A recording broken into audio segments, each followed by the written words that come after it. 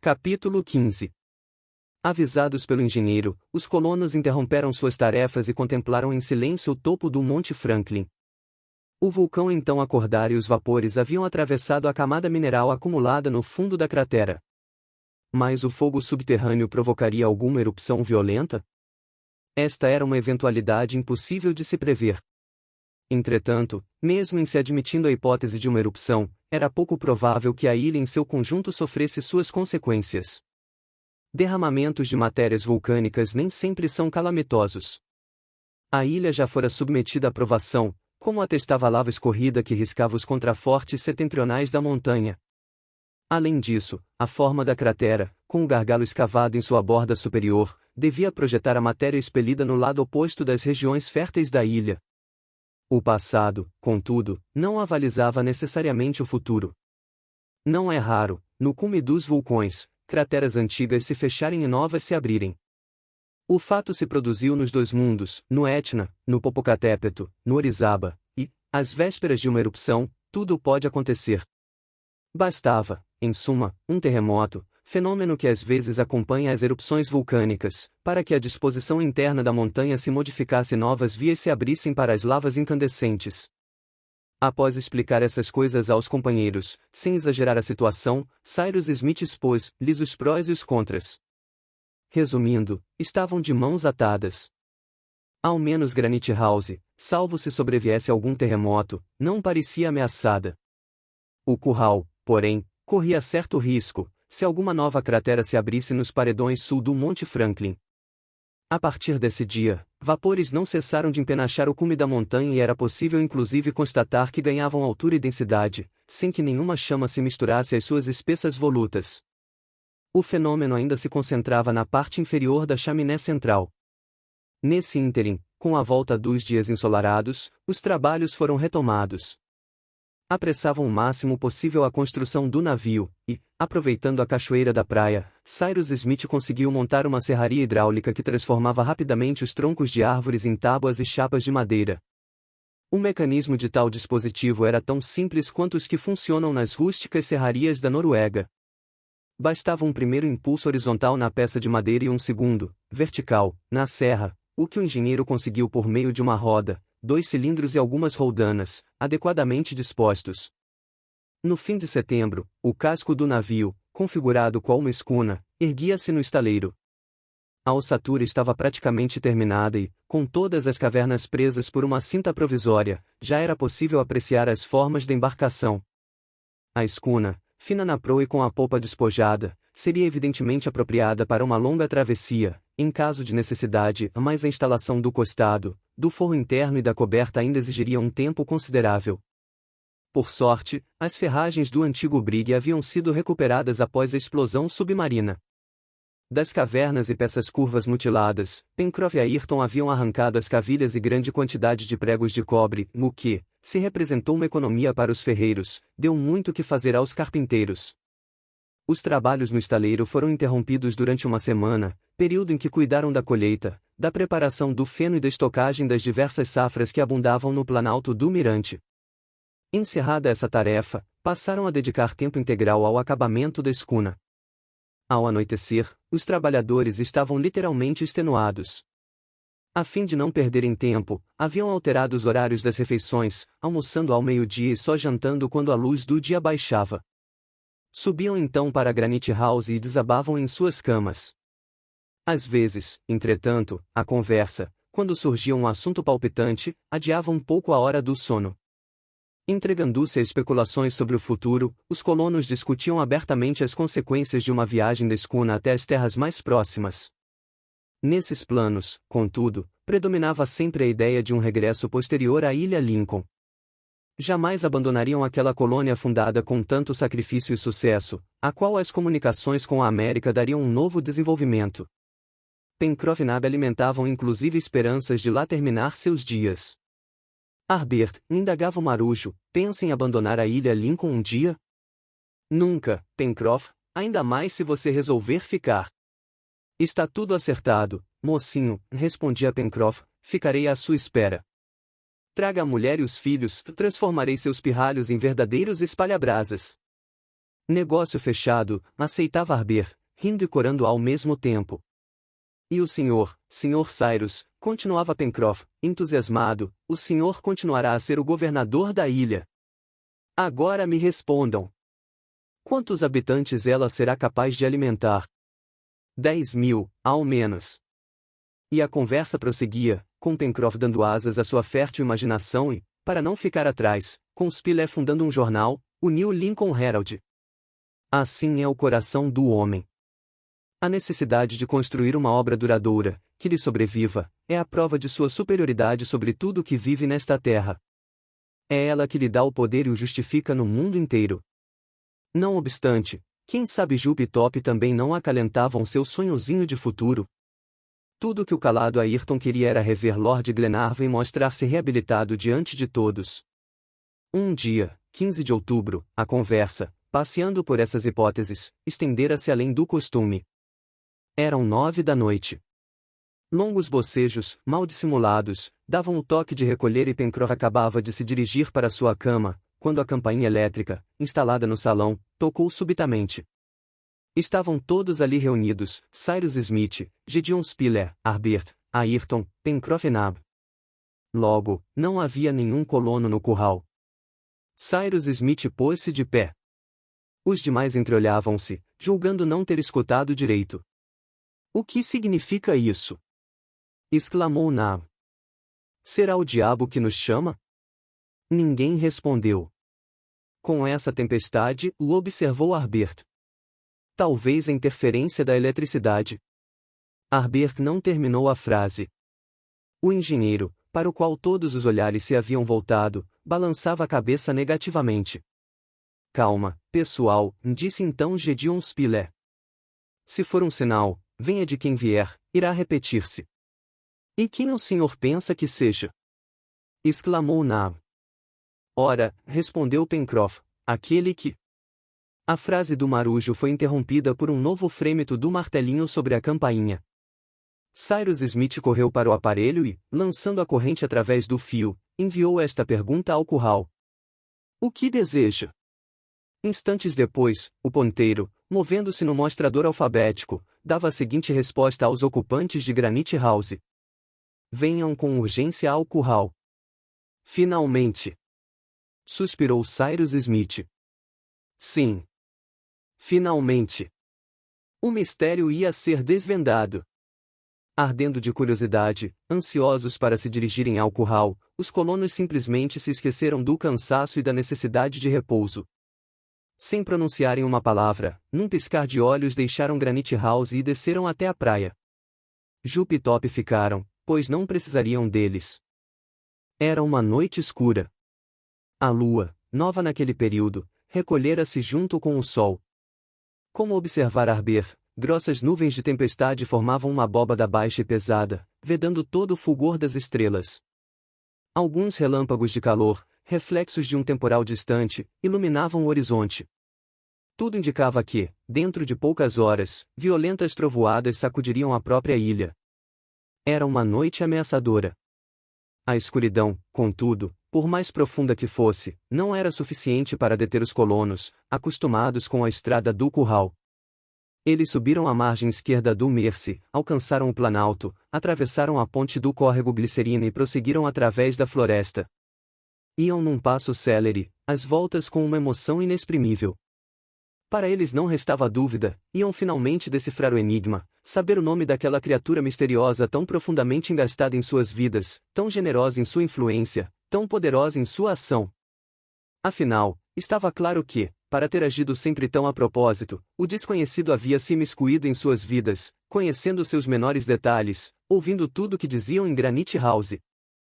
Todos, abismados em suas reflexões, apertavam o passo. A escuridão era tão grande sob o dossel das árvores que a vista não alcançava a beira da estrada. Dentro da floresta, aliás, o silêncio era absoluto. Quadrúpedes e aves, influenciados pela atmosfera opressa, estavam imóveis e calados. Nenhum sopro agitava as folhas. Apenas o passo dos colonos ressoava, na penumbra, sobre o solo encarquilhado. O silêncio, durante o primeiro quarto de hora de marcha, só foi interrompido por esta observação de Pencroff. Deveríamos ter trazido uma lanterna. E por esta resposta do engenheiro, acharemos uma no curral. Cyrus Smith e os companheiros haviam deixado Granite House às 9h12. Às 9h47, haviam percorrido 5 dos 8 quilômetros que separavam a foz do Mercy e o curral. Naquele momento, grandes relâmpagos esbranquiçados espocavam acima da ilha, desenhando o contorno escuro da folhagem. Eram tão intensos que ofuscavam e cegavam. A tempestade, evidentemente, estava prestes a desabar. Os relâmpagos foram ficando mais frequentes e intensos. Rugidos distantes estrondeavam nas profundezas do céu. A atmosfera era sufocante. Os colonos avançavam como se impelidos por uma força irresistível. Às 9h15, um clarão repentino lhes mostrou o terreno cercado. Ainda não haviam transposto a porteira quando o temporal caiu com uma violência inaudita. Atravessaram o curral na carreira e viram-se diante da casa, possivelmente ocupada pelo desconhecido, uma vez que fora de lá que o telegrama partirá. Contudo, não se via luz através da janela. O engenheiro bateu à porta. Nenhuma resposta. Cyrus Smith abriu e os colonos entraram no quarto, que se achava na mais completa escuridão. Nab fez faísca com a pederneira e um instante depois a lamparina era acesa e apontada para todos os recantos do quarto. Não havia ninguém. Tudo se encontrava tal como haviam deixado. Teríamos sido vítimas de uma ilusão? Murmurou Cyrus Smith. Não. Não era possível. O telegrama dizia efetivamente: venham com urgência ao curral. Aproximaram-se da mesa conectada ao sistema de fios. Tudo estava em seu lugar, a pilha e a caixa que a continha, bem como o aparelho receptor e transmissor. Quem foi o último a vir aqui? Indagou o engenheiro. Eu, Sr. Smith, respondeu Ayrton. E isso foi 4 dias atrás. Ei! Uma mensagem! Exclamou Harbert, apontando para um papel deixado sobre a mesa. No papel estavam escritas estas palavras, em inglês. Siga o novo fio. Vamos! Exclamou Cyrus Smith, compreendendo que o despacho não partirá do curral, e sim do covil misterioso, que um fio suplementar, emendado no original, conectava diretamente a Granite House. Nab pegou a lamparina acesa e todos deixaram o curral. A tempestade persistia com extrema violência. O intervalo que separava os trovões dos raios diminuía sensivelmente. O meteoro logo iria dominar o Monte Franklin e a ilha toda.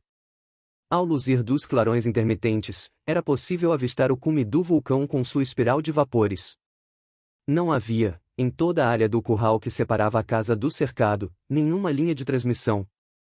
Porém, do outro lado da porteira, o engenheiro, correndo diretamente até o primeiro poste, viu, à luz de um relâmpago, que um novo fio caía do isolador até o chão. Aqui está ele! Exclamou. Embora se estendesse por sobre o terreno, o fio era, em toda a sua extensão, revestido por uma substância isolante, tal como um cabo submarino, o que propiciava a livre transmissão da corrente. Pela direção que seguia, parecia embrenhar-se na mata, correndo, consequentemente, para oeste. Vamos segui-lo! Disse Cyrus Smith. E, à luz ora da lanterna, ora dos relampejos, os colonos lançaram-se no caminho traçado pelo fio. Raios e trovões espocavam continuamente, tamanha era a sua violência que tornava impossível a conversa. Se bem que o importante não era conversar, e sim seguir em frente. Cyrus Smith e seus companheiros escalaram primeiro o contraforte situado entre o Vale do Curral e o Rio da Cachoeira, o qual atravessaram em seu ponto mais estreito. O fio, ora estendido sobre os galhos baixos das árvores, ora correndo no solo, era um guia confiável. O engenheiro imaginara que o fio pudesse parar no fundo do vale, onde se localizaria o misterioso antro. Nada disso. Tiveram de escalar o contraforte do sudoeste e descer no planalto árido que terminava na cortina de basaltos tão estranhamente aglomerados. De tempos em tempos, um ou outro dos colonos punha-se de cócoras, apalpava o fio e, se necessário, corrigia o rumo. Contudo, já não havia mais dúvida de que o fio corria diretamente para o mar. Lá, com toda a probabilidade, no âmago das rochas ígneas, situava-se o refúgio que tanto haviam procurado. No céu flamejante, os raios não davam trégua. Muitos deles golpeavam o cume do vulcão e, em meio à densa fumaça, serpenteavam cratera adentro. Havia momentos em que a montanha parecia engolir fogo. Faltando poucos minutos para as 10 horas, os colonos alcançaram o elevado terraço que dava para a zona oceânica oeste. O vento aumentara de intensidade. A arrebentação explodia 150 metros abaixo deles. Cyrus Smith calculou que seus companheiros e ele haviam percorrido uma distância de 3 quilômetros desde o curral. Naquele ponto, o fio atravessava as rochas, acompanhando a íngreme escarpa de uma ravina estreita e denteada. Os colonos enveredaram por ela, arriscando-se temerariamente a provocar avalanches e ser lançados ao mar. Muito embora a descida fosse extremamente perigosa, ignoravam o perigo, já não eram mais senhores de si mesmos, como imã atrai o ferro, uma força irresistível empurrava-os para aquele ponto misterioso. Desceram, portanto, quase inconscientemente aquela ravina, que, mesmo à luz do dia, teria sido, por assim dizer, intransitável. As pedras, quando atravessavam zonas de luz, rolavam e brilhavam como bólidos em chamas. Cyrus Smith encabeçava a marcha. Ayrton fechava o grupo.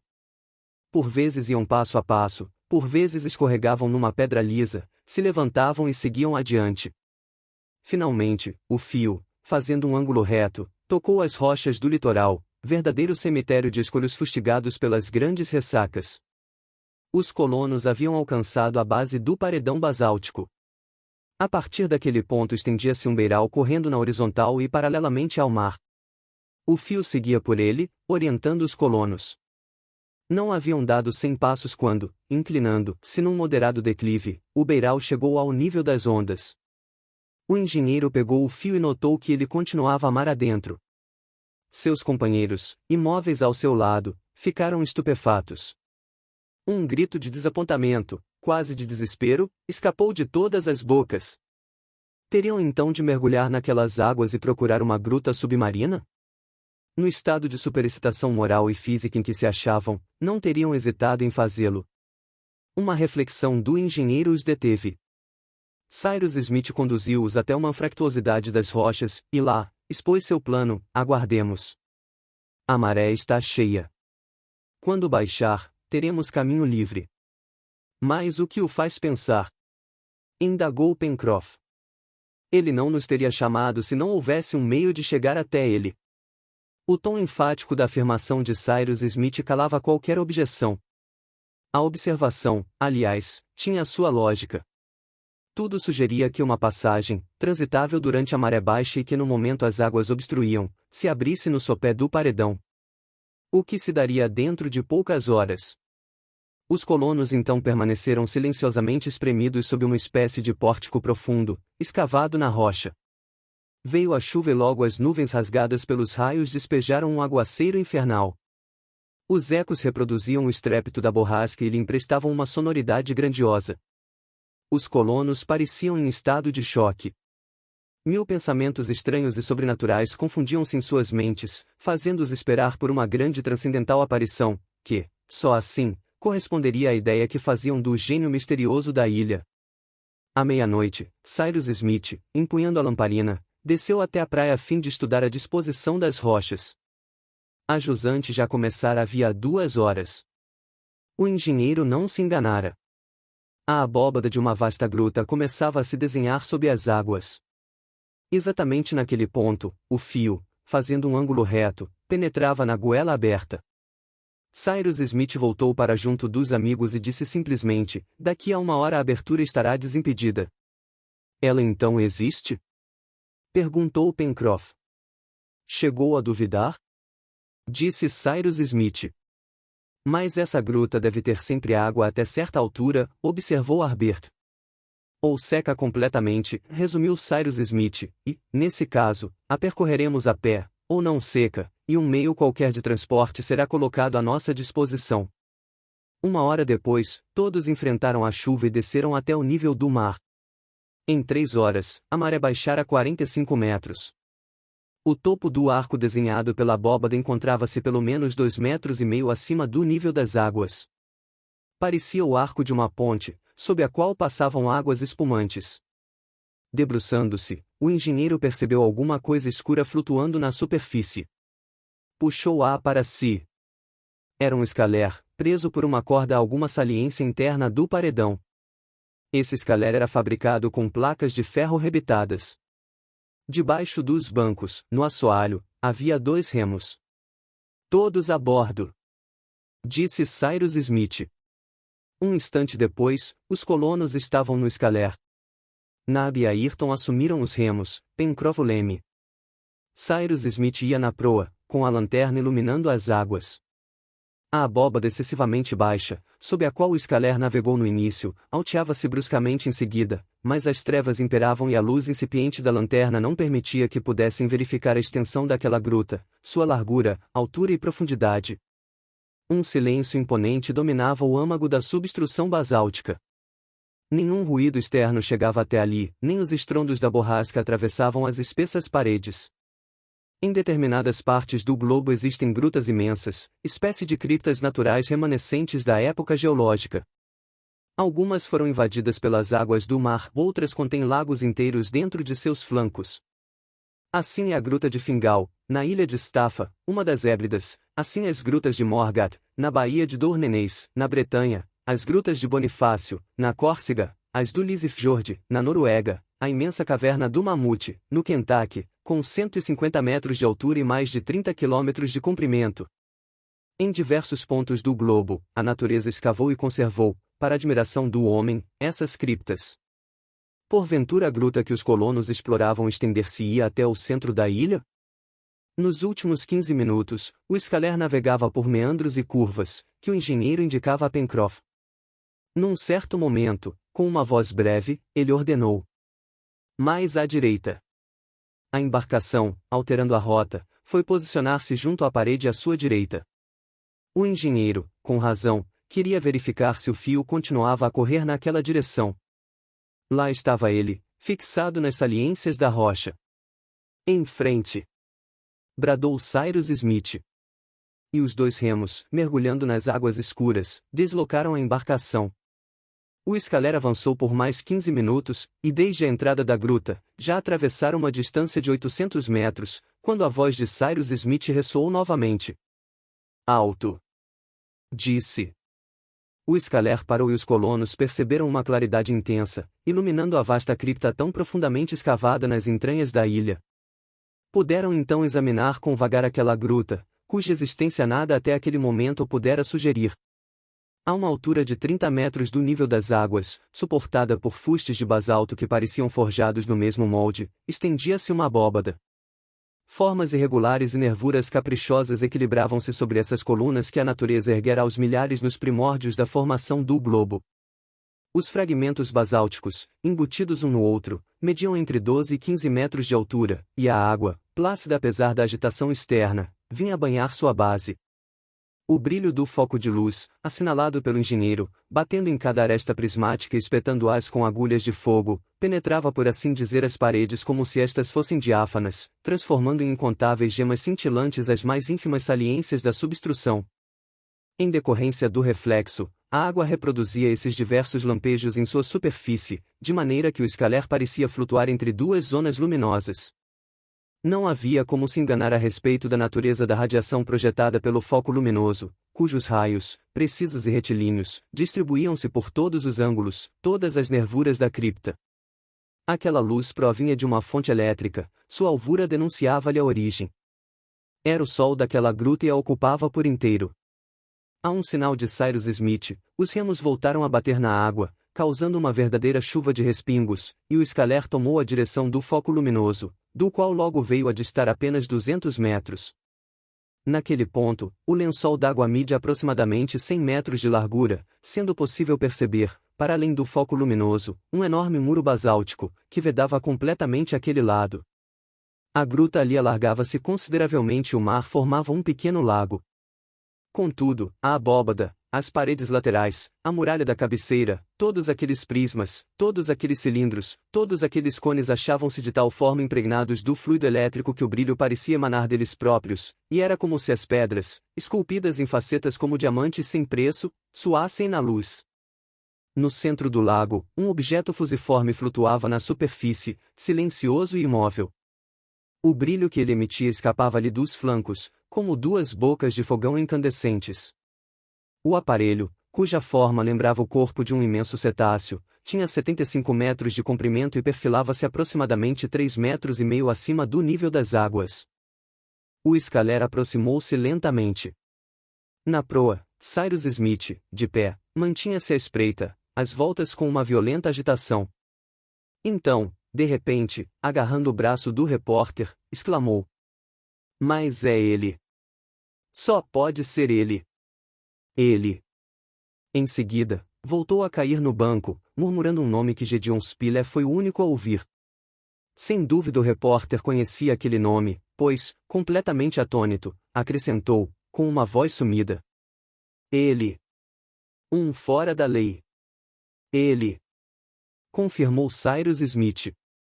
A uma ordem do engenheiro, o Scaler aproximou-se do singular aparelho flutuante e atracou em seu flanco esquerdo, do qual, através de um vidro espesso, escapava um facho de luz. Cyrus Smith e seus companheiros subiram na plataforma, sobre a qual havia uma escotilha aberta. Todos se lançaram por aquela abertura. Ao pé da escada havia uma coxia interna, iluminada eletricamente. Na extremidade dessa coxia, uma porta que Cyrus Smith empurrou. Um salão luxuosamente decorado, que atravessaram rapidamente, confinava com uma biblioteca, iluminada por um teto luminoso. Ao fundo da biblioteca, uma porta larga, igualmente fechada, foi aberta pelo engenheiro. Um vasto salão, espécie de museu onde se acumulavam, junto com tesouros da natureza mineral, obras de arte e maravilhas da indústria, surgiu aos olhos dos colonos, que se julgaram magicamente transportados para o mundo dos sonhos. Estendido num suntuoso divã, viram um homem, o qual pareceu não perceber sua presença. Então Cyrus Smith tomou a palavra, e, para a surpresa de seus companheiros, pronunciou em alto e bom som: "O senhor nos chamou, Capitão Nemo? Aqui estamos."